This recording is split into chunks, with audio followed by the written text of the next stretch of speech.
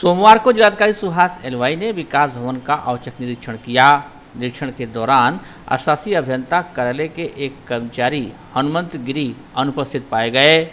उन्होंने विभिन्न विभागों के कर्मचारियों की उपस्थिति एवं प्रतिदिन किए गए कार्यों का जायजा लिया तथा कर्मचारियों के कार्य का विवरण लिखित रूप से संबंधित कार्यालय में उपलब्ध कराने का निर्देश दिया। जिलाधिकारी ने विकास भवन परिसर में पहुंचकर साफ सफाई का जायजा लिया तथा पान गुटखा खाने वाले कर्मचारियों को चिन्हित करते हुए कर्मचारी नियमावली एक्ट के तहत कार्रवाई करने का सख्त निर्देश दिया। उन्होंने कार्यालय में गुटखा आदि के कारण गंदे स्थानों की पुताई करवाने तथा पंचायत कार्यालय में रखी गई अव्यवस्थित पत्रावलियों को सुरक्षित ढंग से रखने का निर्देश दिया। इसके पश्चात उन्होंने विकास भवन में स्थित राष्ट्रीय ग्रामीण आजीविका मिशन कार्यालय, सहायक अभियंता लघु सिंचाई कार्यालय, जिला निर्वाचन कार्यालय, जिला अर्थ एवं सांख्यिकी कार्यालय आदि विभागों का निरीक्षण किया। इस दौरान मुख्य विकास अधिकारी महेंद्र वर्मा, परियोजना निदेशक DRDA शिव कुमार पांडे आदि उपस्थित थे।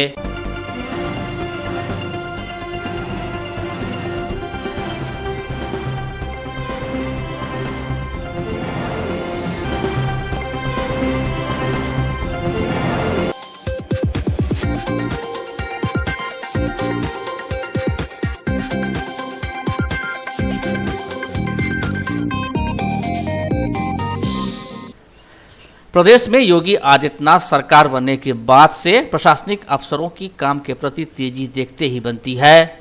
अमूमन हर विभाग के अधिकारी अपने विभाग के कार्यों और स्वच्छता के प्रति बेहद गंभीर है।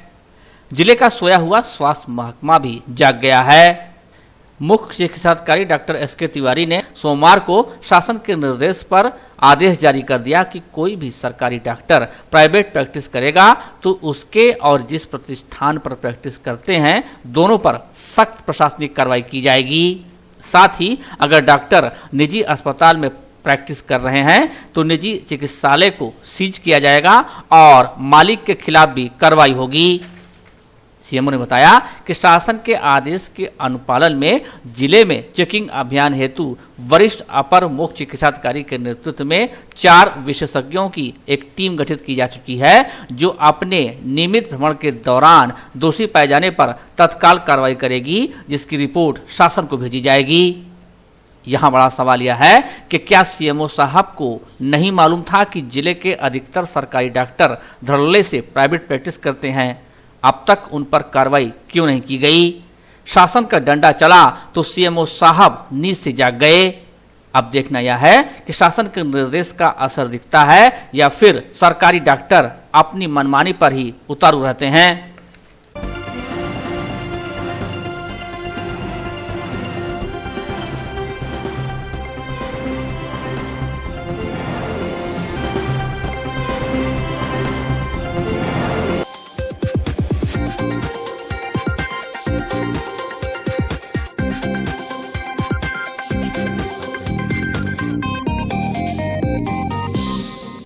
भ्रष्टाचार और जालसाजी करने वाले यही सोच रहे हैं कि सब कुछ इसी तरह चलता रहेगा, लेकिन शासन के बाद प्रशासन और पुलिस की शुरू हुई सख्ती अब भ्रष्टाचारियों जालसाजों पर भारी पड़ने लगी है। सगड़ी तहसील से सरकारी राजस्व अभिलेख को जिला मुख्यालय ले जाकर कुछ लोग करोड़ों की जमीन का फर्जी इंदराज करा रहे थे। इसकी भनक लगते ही SDM सगड़ी और शहर कोतवाल ने ताबड़तोड़ अंदाज में छापा मारकर 4 आरोपियों को हिरासत में ले लिया और उनके पास से अभिलेख भी बरामद कर लिए। चारों के खिलाफ शहर कोतवाली में FIR दर्ज कर उन्हें जेल भेजा गया। शहर कोतवाल शिशिर त्रिवेदी ने पूरे प्रकरण का खुलासा किया। बताया कि सगड़ी तहसील का अभिलेख लेकर कुछ लोग शहर से सटे शेखपुरा गांव में फर्जी तरीके से इंदराज दर्ज करा रहे थे। इस हेराफेरी की सूचना SDM सगड़ी रवि रंजन को हुई तो उन्होंने तत्काल फोर्स के साथ शेखपुरा गांव में छापा मारा और सभी रंगे हाथ पकड़े गए। ये सगड़ी के SDM महोदय ने उनको टेलीफोन पे किसी ने सूचना दी थी कि सगड़ी तहसील के अभिलेख ले जाकर शहर में कुछ लोग उसमें फर्जी इंदराज कर रहे हैं। इस सूचना पर SDM महोदय ने अपने फोर्स के साथ आकर शेखपुरा गांव है शहर में, वहां छापा मारा और उस स्थान पे छापा मारने में 4 व्यक्ति नहीं मिले जो शंकरपुर दिवारा के निवासी हैं, महाराजगंज थाना क्षेत्र के। इन चारों व्यक्तियों के पास से कुछ ऐसे पेपर बरामद हुए जो सगड़ी तहसील में होने चाहिए थे, वो प्राइवेट व्यक्ति के पास होना जो है यह अवैधानिक था। इस आधार पे उन्होंने उन व्यक्तियों को उन कागजात के साथ गिरफ्तार किया और ला करके थाना कोतवाली में उन्होंने इस आशय का मुकदमा दर्ज कराया कि इन कागजात में फर्जी हेर फेर करके अपराध किया जा रहा था। जिनकी गिरफ्तारी हुई है उनमें महाराजगंज थाना क्षेत्र के शंकरपुर गांव के पूर्व प्रधान ठाकुर यादव, मोहर्रीर राजेंद्र चौहान, कन्हैया राम और दरश शामिल हैं। पता चला है कि सगड़ी तहसील में ऐसी हेराफेरी पूर्व में भी हो चुकी है। तहसील कर्मियों की मदद से भूमाफिया राजस्व अभिलेखों में हेराफेरी कराते हैं और करोड़ों की जमीन अपने नाम। यदि जांच हो जाए तो कई और चेहरे बेनकाब हो जाएंगे। हालांकि अभी छोटी मछलियां ही गिरफ्तार हुई हैं। पुलिस की गिरफ्त में आए प्राइवेट मोहर्रीर राजेंद्र चौहान का कहना था कि अभिलेख घर ले जाकर महज देख रहे थे। तहसील के कर्मचारी ने 500 रुपया लेकर दे दिया था। खत्म नहीं है, वही कई दिन महीनों 2 साल से रखी थी तो ये लोग आकर के वही खत्म देख रहे थे। ये इनके ये देख रहे थे तो अब अपना मामला देख रहे थे कि मेरा मामला कुछ है कि नहीं। तब तक एसडीएम साहब पहुंच गए। तो कहाँ देख रहे थे आप? अपने घर पर? मैं अपने घर पर रखा था, इनको ये देख रहे थे। तो सरकारी तमाम जो डॉक्यूमेंट है आप घर पे लाने का अधिकार नहीं? नहीं सर, वो बहुत फटी पुरानी है जो हम समझ नहीं पा रहे थे कि किस गांव की है किस गांव की नहीं है। नहीं, वो सारी सरकारी जो पेपर है जी आप लेकर अपने घर पे कैसे लाए? वो मोहरी लेख हमको दे दिया, पैसा पाया था। कितना पैसा पाया? 500 रुपया। 500 रुपये के लिए आप उनको दे दिया था? जी हमको दे दिया तो मैं लिया कर रखा था, आँख बनवा लिया।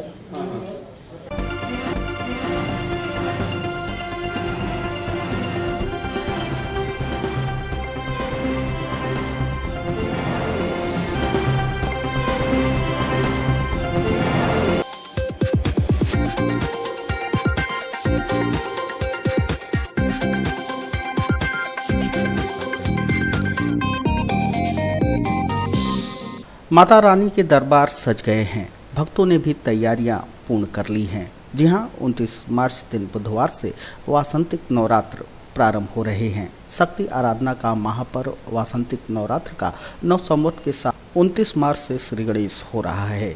पर्व के मद्देनजर देवी मंदिरों में युद्ध स्तर पर साफ सफाई का कार्य पूर्ण किया जा रहा है। बाजार पूजन सामग्रियों से पट गए हैं।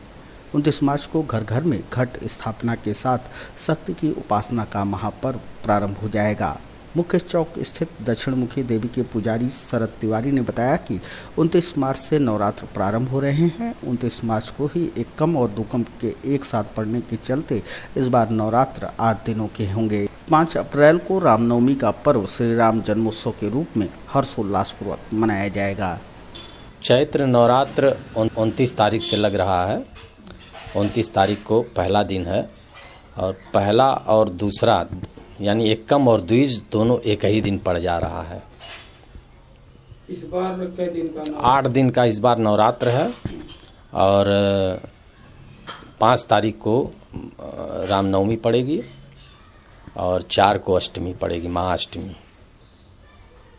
जो लोग कलश रख के पूजा करते हैं तो किस दिन को रखे? कलश स्थापना वैसे तो बहुत अच्छा योग है 29 तारीख को सुबह 6:30 बजे तक।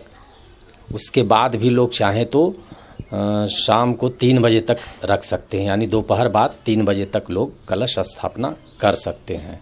योग जो है वो सबसे बढ़िया योग वो 6:30 बजे के 6:30 बजे तक है सुबह मॉर्निंग में 29 तारीख को।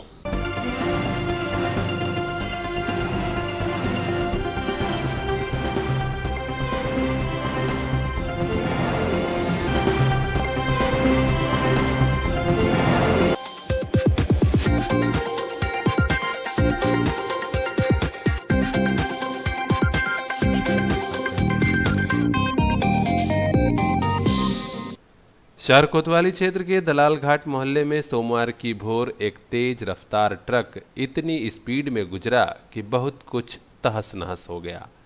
बिजली के तार टूट गए और खंभे धराशायी। सोमवार को पूरे दिन यहां वाहनों का आवागमन प्रभावित हुआ। लोग किसी तरह बच बचा के निकल रहे थे तो कई बार जाम की नौबत भी आई। सबसे ज्यादा परेशानी स्थानीय मोहल्ले वालों को हुई, क्योंकि जब से घटना हुई तभी से बिजली गुल है।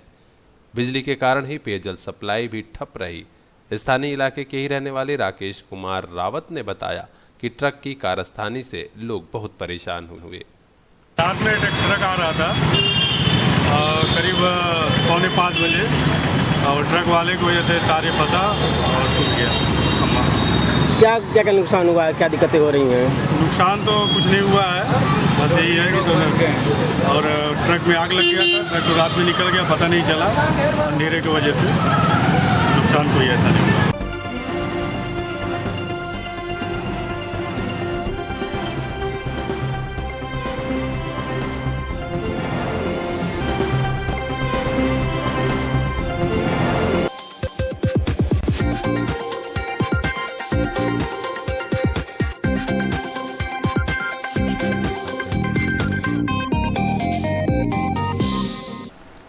जिले के बनकट बाजार स्थित वेदांता इंटरनेशनल स्कूल में रविवार को रिपोर्ट कार्ड डिस्ट्रीब्यूशन समारोह का आयोजन किया गया। कार्यक्रम के मुख्य अतिथि एडीजे रामप्रकाश विश्वकर्मा व विशिष्ट अतिथि के रूप में नगरपालिका अध्यक्षा इंदिरा देवी जायसवाल उपस्थित रहीं।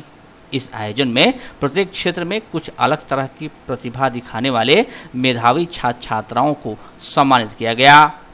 स्टूडेंट ऑफ द ईयर का पुरस्कार लोअर विंग में एलकेजी की छात्रा श्रेया कुमारी को, मिडिल विंग में कक्षा 1 की साक्षी सिंह को तथा जूनियर विंग में 8वीं के अमन उपाध्याय और 7वीं की सोनम यादव को दिया गया। इस अवसर पर मुख्य अतिथि श्री विश्वकर्मा ने कहा कि मानव के सार्थक जीवन निर्माण में माता पिता और प्राथमिक शिक्षक का योगदान अविस्मरणीय है। विद्यालय के प्रबंधक श्री गोविंद सिंह ने मुख्य अतिथि और विशिष्ट अतिथि को अंगवस्त्र व प्रतीक चिन्ह देकर सम्मानित किया।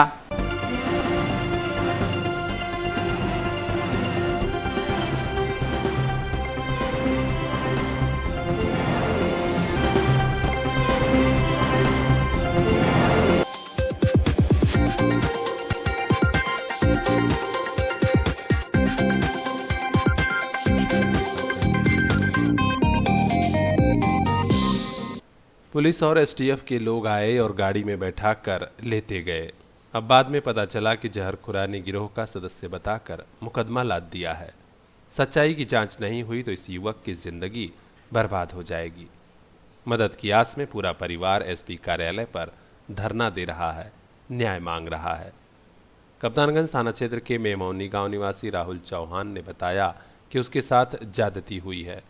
वह कप्तानगंज जेरौला रोड पर मेडिकल हॉल चलाता है और किसी तरह पढ़ाई भी कर रहा है। इसी बीच जाने किसकी सूचना पर पुलिस और एसटीएफ वालों ने मुकदमा दर्ज कर लिया। हम चाहते हैं कि निष्पक्ष जांच हो। यदि मैं दोषी हूं तो जेल भेज दिया जाए, लेकिन अन्याय नहीं होना चाहिए। जी तरीके से हमको फंसा दिए गए हैं सर। हम दुकान मतलब जो है आनंद मेडिकल एजेंसी हमारी दुकान है सर, कप्तानगंज अरौला रोड पर, और अरौला रोड पर दुकान है सर। दवा के संचालक हैं सर, पढ़ते भी हैं एमए फर्स्ट ईयर में। और वहाँ पर एसओजी की टीम आई और हमको गिरफ्तार करके ले गए। गाड़ी में बिठा दी, मारी पीटी, और कप्तानगंज थाने में ले जाके मारी पीटी। फिर पैसे का डिमांड सर, फिर गाड़ी में बिठाया गया और गाड़ी में बिठा करके पैसे की डिमांड की गई सर। फिर रानी की सराय थाना में बंद कर दिया गया सर। क्या आरोप लगा? आरोप लगाया गया सर, एनडीपीएस का आरोप लगा है, चोरी का आरोप लगा है, जहरखुरानी का आरोप लगा है सर जी।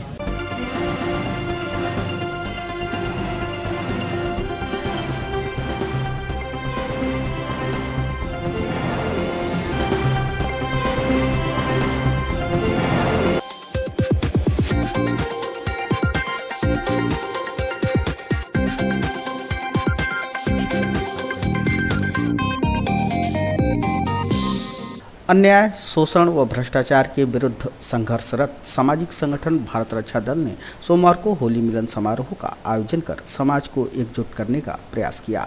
संगठन के कार्यक्रम में समाज की महिलाओं ने भी बढ़ चढ़ कर भाग लिया। समारोह के दौरान आकर्षक सांस्कृतिक कार्यक्रम भी प्रस्तुत किए गए, जिनमें बेटी बचाओ बेटी पढ़ाओ की प्रस्तुतियों ने लोगों को खूब प्रभावित किया। बहरहाल आप अपना जिगर थाम कर बैठिए, क्योंकि कुछ आकर्षक प्रस्तुतियां आपके सामने आ रही हैं।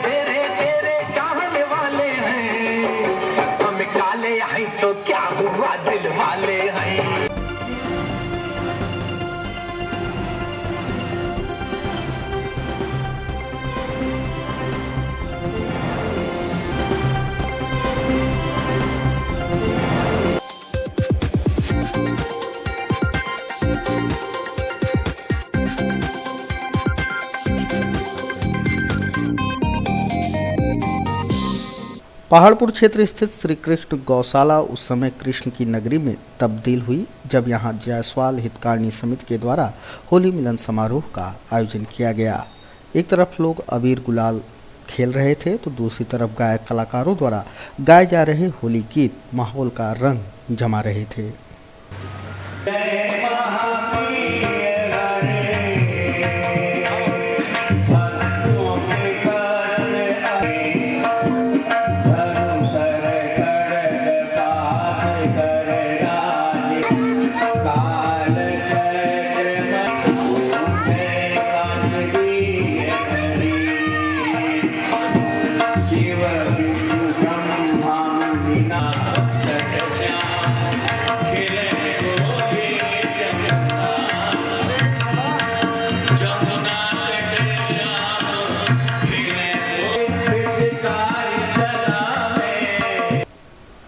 समारोह में समाज के लोगों ने सपरिवार शिरकत किया, एक दूसरे को गले लगाया। समारोह की मुख्य अतिथि रही पालिका अध्यक्षा इंदिरा देवी जायसवाल ने समाज के लोगों को मिलजुल कर रहते हुए आगे बढ़ने व विकास करने के लिए प्रेरित किया। आज ये जो हमारे जायसवाल समाज का जायसवाल समिति के लोगों की आज होली मिलन है और मैं अपने पूरे जायसवाल समाज को जायसवाल परिवार को अपनी तरफ से हार्दिक बधाई देती हूँ। और मैं यही कहना चाहती हूँ कि जब तक हमारे जायसवाल समाज रहे, जब तक हम लोगों का जीवन है, हमेशा हमेशा हर साल की भांति इसी तरह से होली मिलन करते रहें। इसके लिए मैं उन लोगों को बधाई देती हूँ। जय हिंद, जय भारत। वहीं समाज सेवी अभिषेक जायसवाल दिनू ने कहा कि होली का पर्व आपसी प्रेम और भाईचारे की भावना को हमारे अंदर विकसित करता है। साथ रहकर ही विकास करते हुए हम अपना भविष्य उज्जवल बना सकते हैं। होली मिलन का कार्यक्रम का आयोजन किया गया। इसमें स्वजातीय बंधुओं की अधिकांशतः उपस्थिति हुई और जिसमें लोग एक दूसरे के साथ गले मिलकर के होली की शुभकामनाएं दिए और इस आशा से दिए कि आगे आने वाला भविष्य उनका उज्जवल हो, हमारे समाज का उज्जवल हो, हमारे पूरे नगर का उज्जवल हो। और होली की इसी शुभकामनाओं से साथ सबके सर्व कल्याण, पूरे नगर के कल्याण के साथ प्रति संकल्पित हो करके उस परमपिता परमेश्वर से यही हम लोग आज विनती करते हैं कि हमारे नगर, हमारा क्षेत्र, हमारे इष्ट मित्र, हमारे लोग और हमारे शहर का प्रतिदिन विकास हो और प्रगति के पथ पर अग्रसर रहे। यहाँ पे रहने वाले प्रत्येक लोगों का भविष्य उज्जवल हो। इसी उद्देश्य से आज होली मिलन यहाँ समारोह का आयोजन किया गया।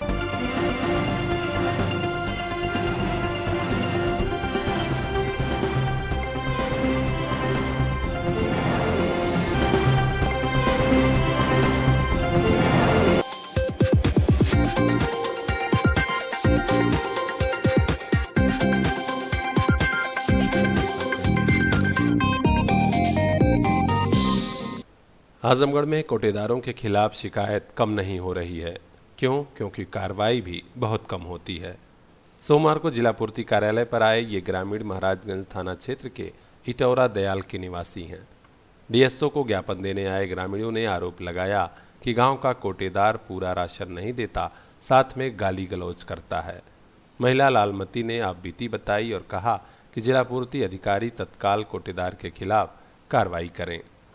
समस्या यही है कि जब राशन आने जाते हैं तो 4 होफा सुनाते हैं और उसमें भी राशन कम देते हैं। क्या कहते हैं? कहते हैं कि जो आएगा सरकार के घर से वही तो देंगे, घर से नहीं ना देंगे, बस यही बोलते हैं। क्या मांग है आप लोगों की? हम लोग को मांग यही है, हम लोग गरीब आदमी हैं, जो सरकार देता हम लोग को फुल दें।